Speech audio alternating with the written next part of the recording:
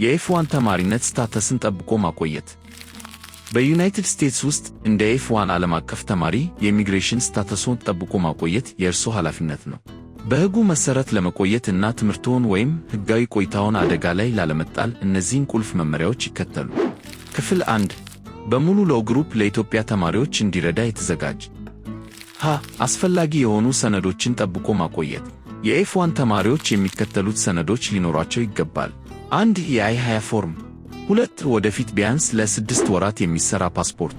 ፓስፖርቱ ጊዜው ከማለፉ በፊት በተማሪው በራሱ በኩል በኤምባሲው እንዲታደስ ማድረግ የተማሪው ኃላፊነት ነው። ለአይ-94 መዝገብ ዲኤስ እና ኤፍ1 ደረጃን የሚያሳይ። ዲኤስ ማለት የቆይታ ጊዜ ዱሬሽን ኦፍ ስታተስ ማለት ነው።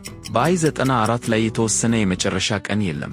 ዲኤስ በአይ-20 ፎርም ላይ እንደተገለጸው የሙሉ ጊዜ የትምህርት መርሃ ግብርን ለማጠናቀቅ የሚያስፈልገውን ጊዜ እንዲሁም ማንኛውንም የተፈቀደ የተግባር ሥልጠና ጊዜና የቪዛውን ሁኔታ ወደ ሌላ ለመቀየር ወይም ከዩናይትድ ስቴትስ ለመውጣት የ60 ቀናት የግሬስ ፔሪድን ያካትታል።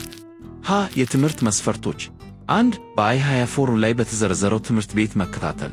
የኤፍ1 የመጀመሪያ ዲግሪ ተማሪዎች የሙሉ ጊዜ ትምህርት መውሰድ እና በየሴሚስተሩ ቢያንስ 12 ክሬዲት ሰዓታት መመዝገብ አለባቸው።